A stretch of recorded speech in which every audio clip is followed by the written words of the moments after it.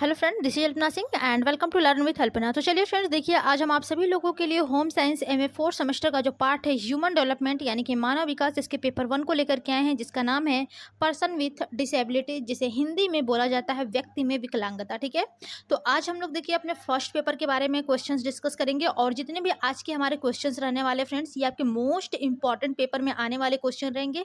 और जितने भी आप लोगों के विकलांग बालकों से संबंधित, ठीक है, यानी कि जो भी विकलांग बालकों के लिए अधिनियम चलाए गए हैं वो कब कैसे चलाए गए हैं, ठीक है, यानी कि सारे हमारे ईयर वाले क्वेश्चंस आज रहेंगे, यानी कि जो सन वाले क्वेश्चंस है। देखिए जो सन वाले क्वेश्चंस होते हैं फ्रेंड्स, वो थोड़े से ज़्यादा दिक्कत करते हैं क्योंकि हम लोगों को सन क्या है याद होते नहीं है। ठीक है, तो इसलिए देखिए हम पहले ही आप लोगों के एग्जाम के काफ़ी दिन करा दे रहे हैं, ताकि जो भी आप लोगों के ईयर वाले क्वेश्चन है वो आप लोग अच्छे से तैयार कर लीजिए अपना। ठीक है, और ये देखिए आपके मोस्ट इंपॉर्टेंट रहने वाले हैं ईयर वाले क्वेश्चंस। ठीक है, तो सबसे पहले फ्रेंड्स देखिए आप सभी लोग क्लास को शुरुआत करें, इसके पहले आप लोग यानी कि चैनल को लाइक एंड सब्सक्राइब कर लीजिए। चैनल है आप लोगों का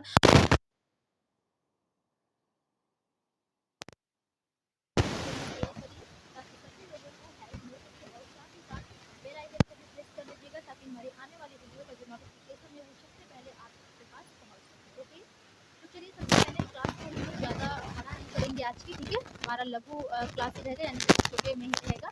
सबसे पहले हम लोग देखिए अपने मोस्ट इंपॉर्टेंट एमसीक्यू क्वेश्चन यानी कि एमसीक्यू टाइप क्वेश्चंस की तरफ चलेंगे और सबसे पहला क्वेश्चन देखते हैं हमारा क्या कहता है।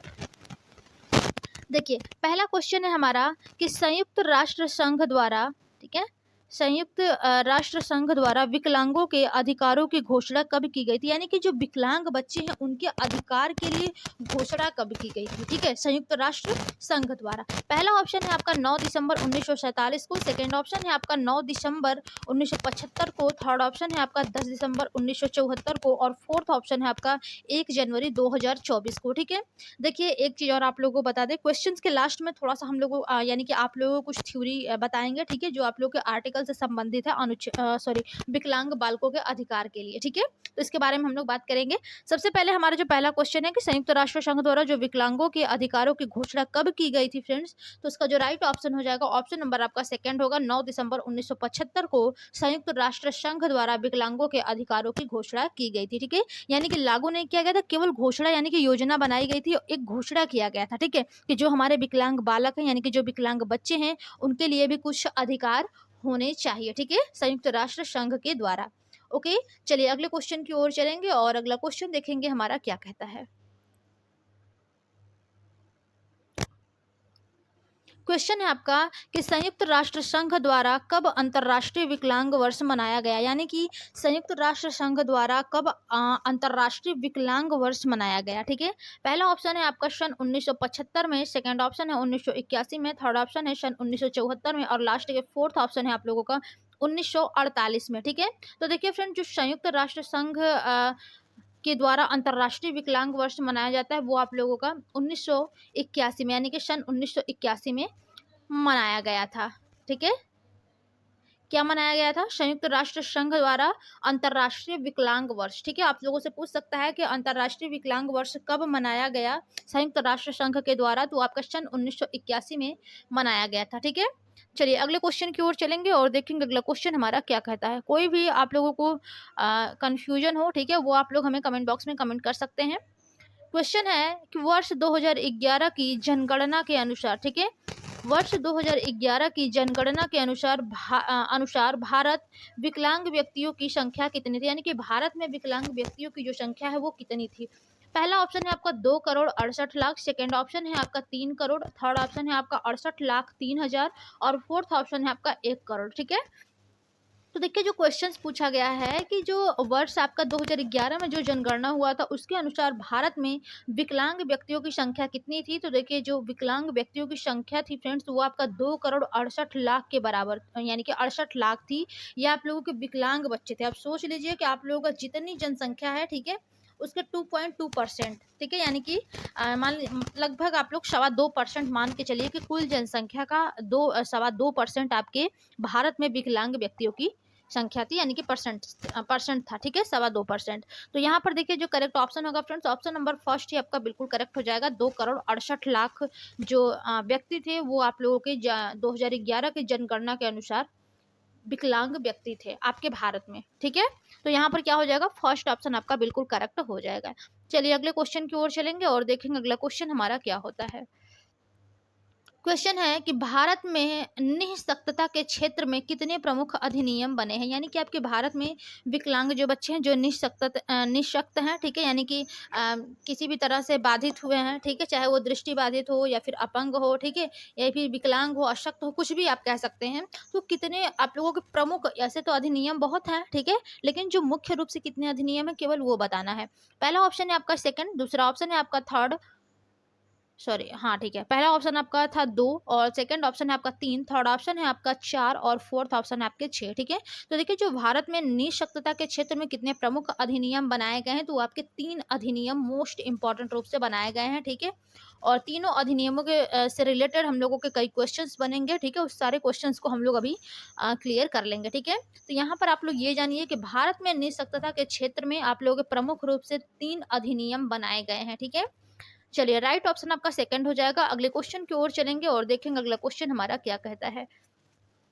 क्वेश्चन है कि भारत में, यहाँ पर ये और नहीं रहेगा, ठीक है। भारत में निःशक्तता के क्षेत्र में प्रमुख अधिनियम कौन कौन से, अभी आपने ऊपर पढ़ा कि निःशक्तता की प्रमुख जो अधिनियम है वो आपके 3 हैं, 3 बने हुए हैं, ठीक है, प्रमुख रूप से भारत में।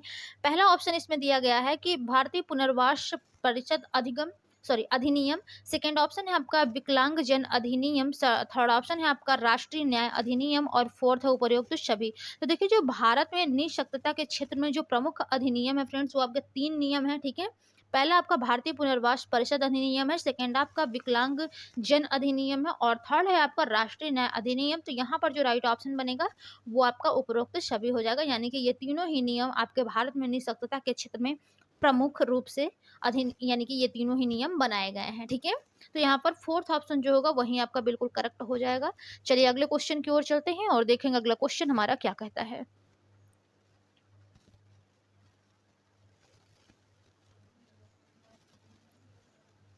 क्वेश्चन है भारतीय पुनर्वास परिषद अधिगम कब लागू किया गया या फिर कब पारित किया गया, ठीक है। यानी कि जो पहला अधिनियम था भारतीय पुनर्वास परिषद अधिनियम उसको कब लागू किया गया था। पहला ऑप्शन है 1992, सेकेंड ऑप्शन है आपका 1995, थर्ड ऑप्शन है आपका 1993 और फोर्थ ऑप्शन है आपका 1999, ठीक है। तो देखिए जो भारतीय पुनर्वास परिषद अधिनियम है उसको कब लागू किया गया था फ्रेंड्स, तो उसको 1992 में लागू किया गया था, ठीक है। तो जो राइट ऑप्शन बनेगा ऑप्शन नंबर आपका फर्स्ट जो होगा वही बिल्कुल करेक्ट हो जाएगा, ओके। चलिए अगले क्वेश्चन की ओर चलेंगे और देखते हैं अगला क्वेश्चन हमारा क्या कहता है। क्वेश्चन है आपका विकलांग जन अधिनियम, यानी कि जो आपका सेकंड आप लोगों का अधिनियम था, ठीक है, विकलांग जन अधिनियम जिसे PWD एक्ट कहा जाता है, ठीक है, वो कब पारित हुआ। पहला ऑप्शन है आपका 1988 में, सेकंड ऑप्शन है आपका 1975 में, थर्ड ऑप्शन है आपका 1995 में और फोर्थ ऑप्शन है आपका 1996 में, ठीक है। तो देखिए फ्रेंड जो विकलांग जन अधिनियम है, ठीक है, यानी कि PWD एक्ट है वो कब पारित हुआ था, तो वो आपका 1995 में पारित हुआ था, ठीक है। तो यहाँ पर जो राइट ऑप्शन बनेगा ऑप्शन नंबर आपका थर्ड ही बिल्कुल करेक्ट हो जाएगा, यानी कि 1995, ओके। ये सारे ही सारे आप लोग जो भी है, ठीक है, ईयर, इसको आप लोग रिवाइज करिएगा, तैयार कर लीजिएगा, ठीक है। ये आप लोगों के यानी कि क्वेश्चन पेपर में इम्पॉर्टेंट रूप से पूछे जा सकते हैं, ठीक है, क्योंकि आप लोगों के पूर्णतः सिलेबस पर आधारित है आज का जो क्लास है, ठीक है। अगला क्वेश्चन है आपका राष्ट्रीय न्यास अधिनियम कब पारित हुआ, यानी कि जो थर्ड अधिनियम था आपका राष्ट्रीय न्यास अधिनियम उसको कब पारित किया गया था। पहला ऑप्शन है आपका 1998 में, सेकेंड ऑप्शन है आपका 1999 में, थर्ड ऑप्शन है 1899 में और फोर्थ ऑप्शन है 1888 ईस्वी में, ठीक है। तो देखिए जो राष्ट्रीय न्यास अधिनियम है, ठीक है, उसको कब पारित किया गया था, तो उसे यानी कि राष्ट्रीय न्यास अधिनियम को 1999 में पारित किया गया था, ठीक है। तो जो राइट ऑप्शन बनेगा फ्रेंड्स ऑप्शन नंबर आपका सेकंड जो है वो बिल्कुल करेक्ट हो जाएगा, ओके। चलिए अगले क्वेश्चन की ओर चलते हैं और देखेंगे अगला क्वेश्चन हमारा क्या कहता है।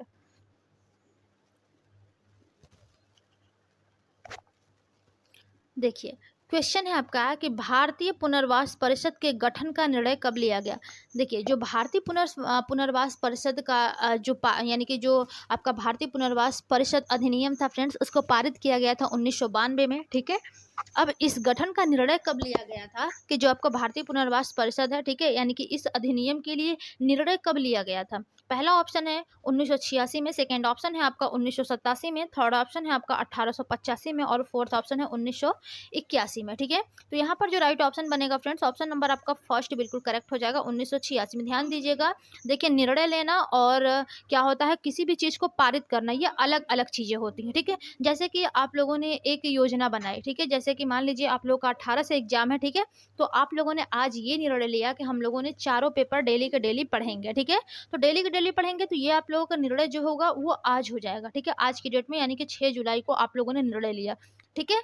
और आप लोगों ने पढ़ना कब से स्टार्ट कर दिया? ये 7 जुलाई को, ठीक है। तो इस प्रकार से आपने 7 जुलाई से पढ़ना स्टार्ट कर दिया। तो इसी प्रकार से आप इसके संदर्भ में देख सकते हैं कि जो भारतीय पुनर्वास परिषद का गठन करने का जो निर्णय था, वो आपका 1986 में हुआ था। और जो भारतीय पुनर्वास परिषद अधिनियम यानी कि अधिनियम लागू किया गया था, वो आपका 1992 में किया गया था, ठीक है। तो जो राइट ऑप्शन हो जाएगा फ्रेंड्स, ऑप्शन नंबर आपका जो फर्स्ट है वही बिल्कुल करेक्ट हो जाएगा। ओके, चलिए अगले क्वेश्चन की ओर चलेंगे और देखेंगे अगला क्वेश्चन हमारा क्या कहता है। क्वेश्चन है, भारतीय पुनर्वास परिषद अधिनियम का संशोधन कब किया गया? यानी कि निर्णय लिया गया था 1986 में और इसको पारित किया गया था 1992 में। अब क्वेश्चन पूछा है कि भारतीय पुनर्वास परिषद अधिनियम का संशोधन कब किया गया? पहला ऑप्शन है आपका 2000, सेकंड ऑप्शन है आपका 2002, थर्ड ऑप्शन है आपका 2006 और फोर्थ ऑप्शन है 1998। तो देखिए, जो भारतीय पुनर्वास परिषद अधिनियम है, इसका संशोधन जो है वो आपका 2000 में किया गया था, यानी कि सन 2000 में इसका संशोधन, यानी कि जो भारतीय पुनर्वास परिषद है, इसमें क्या-क्या गलतियाँ थी, ठीक है? क्या-क्या इसमें परिवर्तन करना चाहिए, तो इस प्रकार से जो संशोधन किया जाता है, वो आपका सन 2000 में किया गया था। तो फर्स्ट ऑप्शन जो होगा, वही आपका बिल्कुल करेक्ट हो जाएगा। चलिए अगले क्वेश्चन की ओर चलेंगे और देखेंगे अगला क्वेश्चन हमारा क्या कहता है।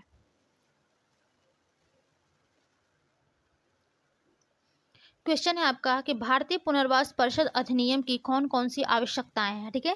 यानी कि जो भारतीय पुनर्वास परिषद की अधिनियम है, इसकी कौन-कौन सी आवश्यकताएँ हैं? पहला ऑप्शन है आपका शारीरिक सुरक्षा एवं पुनर्वास, सेकंड ऑप्शन है आपका शैक्षिक पुनर्वास, थर्ड ऑप्शन है आपका व्यावसायिक पुनर्वास, फोर्थ ऑप्शन है आपका सामाजिक पुनर्वास और फिफ्थ ऑप्शन है आपका उपर्युक्त सभी। तो देखिए, जो भारतीय पुनर्वास परिषद अधिनियम की आवश्यकताएँ हैं, वो ये चारों ही आवश्यकताएँ हैं, ठीक है? शारीरिक सुरक्षा और शैक्षिक की दृष्टि से, ठीक है, व्यवसायिक की दृष्टि से और सामाजिक दृष्टि से, यानी कि पुनर्वास। तो यहाँ पर जो करेक्ट ऑप्शन होगा फ्रेंड्स, ऑप्शन नंबर आपका फिफ्थ जो है वो बिल्कुल करेक्ट हो जाएगा। ओके, चलिए अगले क्वेश्चन की ओर चलेंगे और देखेंगे अगला क्वेश्चन हमारा क्या कहता है। क्वेश्चन है कि विकलांगजन अधिनियम को कब लिपिबद्ध किया गया? ठीक है, यानी कि जो विकलांगजन अधिनियम है, इसको पारित तो आपका देखिए 1995 में किया गया था, ठीक है। अब इसको कब लिपिबद्ध किया गया था? पहला ऑप्शन है आपका फरवरी 1996 में, सेकंड ऑप्शन है आपका जनवरी 1997 में, थर्ड ऑप्शन है मार्च 1996 में और फोर्थ ऑप्शन है जून 1997। तो देखिए, जो विकलांगजन अधिनियम है, जिसको 1995 में पारित किया गया था, ठीक है। इसको कब पारित किया गया था फ्रेंड्स? तो ये 1995 में इसको पारित किया गया था, ठीक है। अब इसको लिपिबद्ध कब किया गया था? तो ये आपका फरवरी 1996 में इसको लिपिबद्ध किया गया था, ठीक है। तो जो फर्स्ट ऑप्शन है वही आपका बिल्कुल करेक्ट यहाँ पर हो जाएगा। ओके, चलिए अगले क्वेश्चन की ओर चलेंगे और देखेंगे अगला क्वेश्चन हमारा क्या कहता है। क्वेश्चन है आपका कि विकलांगजन अधिनियम के अध्याय 1 में अधिनियम कितने प्रकार के निःशक्तताओं का वर्णन किया गया है, ठीक है। यानी कि देखिए, जो विकलांगजन अधिनियम है फ्रेंड्स, इसमें आपके 20 अध्याय दिए गए हैं, ठीक है। कितने अध्याय? 1 मिनट, ऐसे नहीं, चलिए हम बता रहे हैं आपको, ठीक है। यानी कि इसमें आप लोगों को 20 अध्याय दिए गए हैं। तो इसमें पहला जो अध्याय है, ठीक है, इस अध्याय में आपसे पूछा गया है, यानी कि पूछा गया है कि कितने प्रकार के निःशक्तताओं का वर्णन किया गया है, ठीक है। पहला ऑप्शन है दृष्टिहीनता, यानी कि जो बच्चे दृष्टिहीन हैं उनका वर्णन किया गया है, ठीक है, विकलांगजन अधिनियम के अंतर्गत। जो अल्पदृष्टि, यानी कि जिनको कम दिखाई देती है, उनका यानी कि वर्णन किया गया है, ठीक है। मानसिक विमंदता, यानी कि जो मानसिक रूप से पिछड़े हुए हैं, मंद हैं, उनको यहाँ पर यानी कि वर्णित किया गया है विकलांगजन अधिनियम के अंतर्गत। फोर्थ ऑप्शन है आपका मानसिक बीमारी, यानी कि जो लोग मानसिक बीमारियों से ग्रस्त हैं, उनको यानी कि विकलांगजन अधिनियम के अंतर्गत रखा गया है अध्याय 1 में, ठीक है। और अगला पॉइंट है आपका, देखिए, पांचवा पॉइंट है श्रवण क्षति, यानी कि जिनको सुनने में कष्ट यानी कि कठिनाई महसूस होता है, ठीक है, जिनको कम सुनाई देता है यानी कि जो लोग सुन नहीं पाते हैं, इस प्रकार के भी बालकों का वर्णन किया गया है। और अगला ऑप्शन है आपका गत्यात्मक निःशक्तता यानी कि जो कार्य करने में, ठीक है, यानी कि जो मोटर होते हैं जो कार्य करने में निःशक्त हैं कार्य करने में, ठीक है, उनके बारे में यहाँ पर वर्णन किया गया है आप लोगों के विकलांगजन अधिनियम के अंतर्गत। सातवां कुष्ठ रोग मुक्त यानी कि जो लोग कुष्ठ रोगों से मुक्त नहीं हुए हैं, ठीक है, उनके बारे में या फिर जो मुक्त हो रहे हैं उनके बारे में भी यहाँ पर वर्णन किया गया है विकलांगजन अधिनियम के अंतर्गत। तो यहाँ पर जो राइट ऑप्शन होगा फ्रेंड्स, ऑप्शन नंबर जो आपका 8th दिया गया है, ठीक है, मैंने इसलिए इसको लिया है 8th में क्योंकि आप सभी लोगों को ये पूरी चीजें हमको बताना था, ठीक है। कि देखिए यहाँ पर भी हम आप लोग केवल 3 ही ऑप्शन दे देते और चौथे में ही लिख देते उपर्युक्त सभी, ठीक है। तो बाकी के जो 4 ऑप्शन थे वो आप लोग नहीं जान पाते, ठीक है, कि किस किस प्रकार के बच्चों को यहाँ पर रखा गया है यानी कि विकलांगजन अधिनियम के। तो इसलिए मैंने ये सारे के सारे पॉइंट्स लिए हैं। तो यहाँ पर जो राइट ऑप्शन होगा फ्रेंड्स, लास्ट आप लोग का सबसे सही हो जाएगा, बिल्कुल करेक्ट, यानी कि उपर्युक्त सभी। ओके, चलिए अगले क्वेश्चन की ओर चलेंगे और देखेंगे अगला क्वेश्चन हमारा क्या कहता है। देखिए क्वेश्चन है आपका कि भारत में विकलांगों को पहली बार आरक्षण देने का प्रावधान कब दिया गया, ठीक है। ये देखिए क्वेश्चन थोड़ा सा गलत है, ठीक है। यानी कि जो देखिए भारत में विकलांगों को पहली बार आरक्षण देने की बात कही गई थी, ठीक है, यानी कि आरक्षण देने का प्रावधान रखा गया था, ये कब किया गया था, ठीक है। पहला ऑप्शन है आपका 1988 में, सेकंड ऑप्शन है आपका 1977, थर्ड ऑप्शन है आपका 1966 और फोर्थ ऑप्शन है 1997, ठीक है। तो देखिए जो भारत में यानी कि भारत में विकलांगों को पहली बार आरक्षण देने का यानी कि जो प्रावधान है वो कब किया गया था, तो वो आपका सन 1977 में प्रावधान किया गया था। इनको सरकारी नौकरी में जो जो आप लोगों का ग्रुप सी और ग्रुप डी होता है, ठीक है, इनको आरक्षण देने के लिए बात कही गई थी यानी कि प्रावधान देने के लिए, वो आपका 1977 ईस्वी में कहा गया था कि जो विकलांग बालक है इनको थोड़ा कुछ आरक्षण दिए जाएंगे, ठीक है। तो इसका प्रावधान जो है वो आप लोगों को 1977 में ये कहा गया था यानी कि प्रावधान दिया गया था, ठीक है, सन 1977 में। तो जो सेकंड ऑप्शन होगा फ्रेंड्स वो आपके बिल्कुल करेक्ट हो जाएंगे। यहाँ पर देखिए जितने भी हम लोगों ने आप लोगों के साथ यानी कि जो भी आप लोगों के 14 मोस्ट इंपॉर्टेंट ईयर वाले क्वेश्चन शेयर किए हैं, ठीक है, अभी अभी हमने डिस्कस किया, ये सारे के सारे क्वेश्चन देखिए मोस्ट इंपॉर्टेंट है, ठीक है। अब इसके बाद हम लोग थोड़ा सा थ्योरेटिकल समझ लेंगे। ओके, चलिए देखिए यहाँ पर है आप लोगों का, इसको थोड़ा सा हम बड़ा कर लेंगे और इसके बारे में हम लोग देखेंगे क्या है, ठीक है। यहाँ पर देखिए दिया है कि भारतीय संविधान और विकलांगों के आधार, ठीक है, यानी कि जो भारतीय संविधान है इनमें विकलांगों के क्या आधार थे। इसमें देखिए लिखा गया था कि भारत का संविधान सभी नागरिकों पर एक यानी कि एक सा लागू होता है, ठीक है, चाहे वे सामान्य हो या फिर विकलांग। बिल्कुल सही बात है। देखिए जो भी आपका यानी कि जो संविधान बनाया गया है, ठीक है, वो सभी के लिए एक समान होता है, चाहे वो सामान्य लोग हो चाहे वो विकलांग लोग हो, ठीक है। लेकिन देखिए जो संविधान में विकलांगता की परिभाषा तो नहीं दी गई है, ठीक है, पर यह आप लोगों के लिए अवश्य यानी कि जो विकलांग बच्चे हैं उनके लिए यह अवश्य कहा गया है कि कोई भी व्यक्ति जाति, धर्म, लिंग, मूल, जन्म स्थान आदि के कारण भेदभाव से पीड़ित नहीं होगा, ठीक है। वह सभी सार्वजनिक स्थानों, दुकानों, कुओं, तालाबों आदि का प्रयोग समान स्तर पर कर सके। यानी कि ये जरूरी नहीं है कि कोई बच्चा विकलांग है तो आप उसको हटा देंगे, उसको किसी भी चीज़ का यूज नहीं करने देंगे, ठीक है। तो ऐसा बिल्कुल नहीं है, वो भी कोई भी कार्य कर सकता है, बल्कि यानी कि सामान्य बालकों की तरह, ठीक है। अब देखिए जो संविधान में समाज के आपके कमजोर वर्ग हैं जैसे कि अनुसूचित जाति हो गए, अनुसूचित जनजाति हो गए यानी कि SC ST वाले हो गए, ठीक है, अन्य पिछड़ा वर्ग यानी कि OBC वाले जो होते हैं, ठीक है, इनके लिए तो देखिए अनेक प्रावधान किए गए हैं, ठीक है। लेकिन देखिए जो विकलांगों के लिए एक अलग से प्रावधान तो नहीं किए गए हैं, ठीक है। लेकिन देखिए कुछ संविधान के जो विभिन्न अनुच्छेद हैं, ठीक है, उनमें विकलांगों के लिए निम्नलिखित आप लोगों के मौलिक अधिकार प्रदान किए गए हैं, ठीक है। अलग से तो कुछ लिखा नहीं गया है, लेकिन कुछ यानी कि अनुच्छेदों में आप लोगों के यानी कि आर्टिकल्स में जो विकलांग हैं उनके लिए कुछ मौलिक अधिकार भी प्रदान किए गए हैं, ठीक है। तो सबसे पहले देखिए जो आप लोगों का आर्टिकल 15A है, ठीक है, इसमें देखिए क्या कहा गया है, यानी कि जो आर्टिकल आप लोगों का 15(1) है, ठीक है, यानी कि आप इसको 15 क भी बोल सकते हैं और 15A भी बोल सकते हैं, ठीक है। इसके अनुसार देखिए जो सरकार है वो विकलांगों सहित किसी भी नागरिक के साथ जाति, धर्म, लिंग, मूल, जन्म स्थान आदि के आधार पर भेदभाव नहीं करेगी, ठीक है।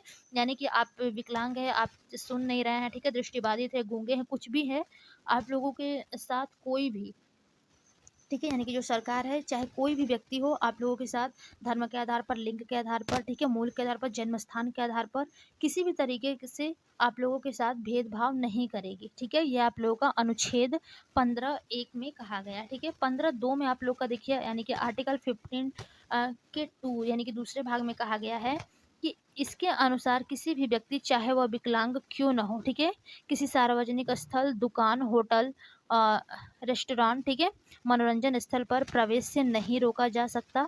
उसे कुएं, तालाब, स्नान घर, सड़क या किसी भी सार्वजनिक सुविधा के प्रयोग से वंचित नहीं किया जा सकता। ठीक है, तो ये सब आपके आर्टिकल 15 के 2 भाग में, यानी कि 15 के बी भाग में, या फिर आप इसको ख में बोल सकते हैं कि जो भी ये आर्टिकल है, यानी कि अनुच्छेद आप लोग का 15(b) जो है, उसके अनुसार आप किसी भी यानी कि होटल पे जा रहे हैं, ठीक है, दुकान पे जा रहे हैं, रेस्टोरेंट पे जा रहे हैं, या फिर मनोरंजन स्थल पर जा रहे हैं, यहाँ पर कहीं भी आप लोग जा रहे हैं, तो वहाँ से आप लोगों को प्रवेश से नहीं रोका जाए, यानी कि रोका जा सकता है। ठीक है, उसे कुएं, तालाब, स्नान कर, सड़क या किसी भी सार्वजनिक सुविधा के प्रयोग से वंचित नहीं रखा जा सकता है। ठीक है, तो ये सब बातें आप लोगों के 15(2) में कहा गया है। ठीक है, अगला है आपका अनुच्छेद 17 यानी कि आर्टिकल 17 में कहा गया है कि इसके अंतर्गत विकलांगों सहित कोई भी व्यक्ति अस्पृश्य नहीं माना जाएगा। ठीक है, इस अनुच्छेद के द्वारा छुआछूत को संज्ञेय अपराध माना गया, यानी कि इसमें जो आर्टिकल आप लोग का 17 है, उसमें कहा ही गया है अस्पृश्यता का अंत, यानी कि छुआछूत नहीं माना जाएगा, अस्पृश्य नहीं माना जाएगा। ठीक है,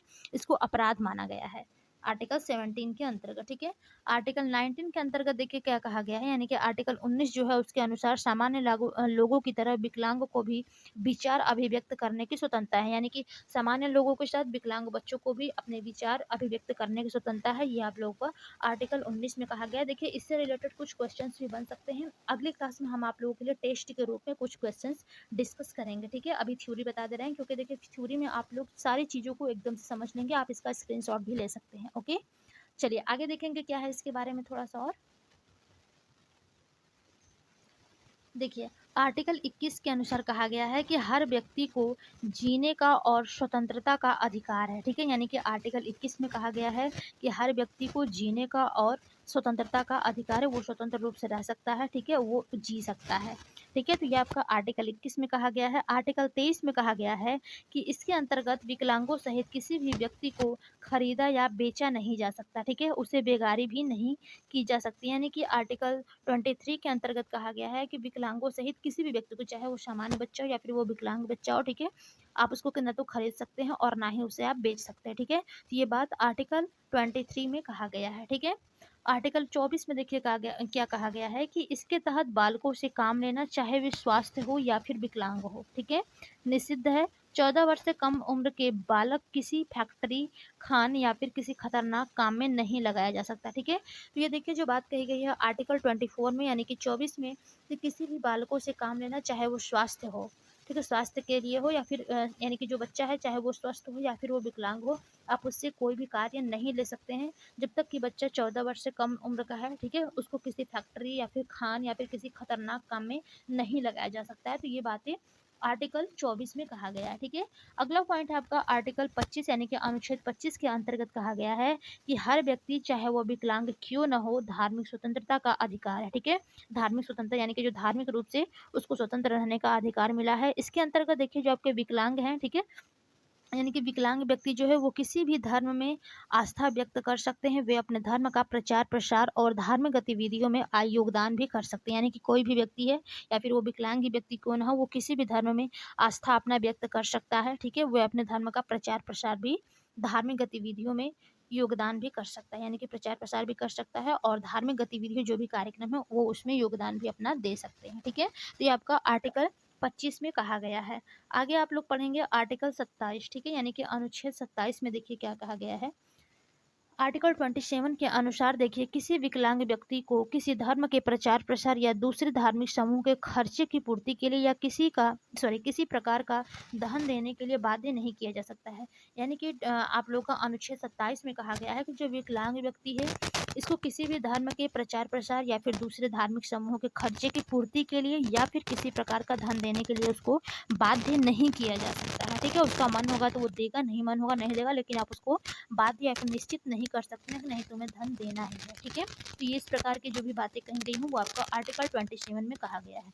आगे हम लोग पढ़ेंगे अनुच्छेद 29, ठीक है, यानी कि 29। इसके अंतर्गत देखिए कहा गया है कि किसी भी विकलांग को कोई भी भाषा, लिपि या संस्कृत अपनाने से नहीं रोका जा सकता है। ठीक है, वह अपनी भाषा, लिपि, संस्कृति को स्वेच्छा से अपना सकता है। यानी कि कोई भी विकलांग बालक है, ठीक है, उसकी जो भी भाषाएं हैं, लिपि हैं या फिर संस्कृति है, ठीक है, उसको अपनाने से उसको नहीं रोका जा सकता है। वो अपनी भाषा, लिपि, संस्कृति को स्वेच्छा से अपना सकता है। यानी कि जो वो भाषा बोलना चाहे, जिस लिपि का वो प्रयोग करना चाहे, जिस संस्कृति में वो रहना चाहे, ठीक है, वो स्वेच्छा से अपना सकता है। तो ये आपका आर्टिकल 29 में कहा गया है। ठीक है, और लास्ट के आप लोगों को विकलांग बालकों से संबंधित आर्टिकल 32 है। ठीक है, यानी कि 32 के अनुसार देखिए कहा गया है कि जो मौलिक अधिकारों का हनन हो, यानी कि इसके अनुसार कहा गया है कि यदि मौलिक अधिकारों का हनन हो तो सामान्य व्यक्तियों की तरह विकलांग जन भी सर्वोच्च न्यायालय का दरवाजा खटखटा सकते हैं। ठीक है, किसी भी व्यक्ति का देखिए जब मौलिक अधिकार का उसके हनन होता है, ठीक है, तो सामान्य व्यक्तियों की तरह जो विकलांग बालक है वो भी,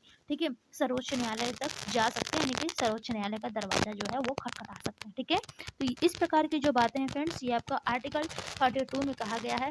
देखिए आज की क्लास में हमने आप लोगों को ईयर वाले क्वेश्चंस कराए, ठीक है, और देखिए मोस्ट इंपॉर्टेंट इससे देखिए कोई ना कोई अनुच्छेद यानी कि आर्टिकल्स आप लोगों के 1-2 क्वेश्चंस जरूर बनेंगे पेपर में। ठीक है, ये पेपर 1 के लिए महत्वपूर्ण क्लास रहने वाली है और ये क्लास जो है वो आप लोगों को सबसे लास्ट के चैप्टर से दिया गया है। ठीक है, तो चलिए आज की क्लास में बस इतना ही। ठीक है, आई होप आप सभी लोगों को क्लास अच्छी लगी होगी। ठीक है, यदि अच्छी लगी हो तो लाइक, शेयर, सब्सक्राइब सभी लोग करते रहिए। ठीक है, और आपका चैनल है फ्रेंड्स लर्न विद कल्पना, अपने आप सभी दोस्तों को अपने व्हाट्सअप, फेसबुक, इंस्टा और टेलीग्राम के जरिए शेयर करिए ताकि सभी लोगों को हेल्प मिल सके। ठीक है, तो चलिए आज की क्लास में बस इतना ही, मिलते हैं अपने अगली क्लास में, तब तक के लिए धन्यवाद, बाय बाय।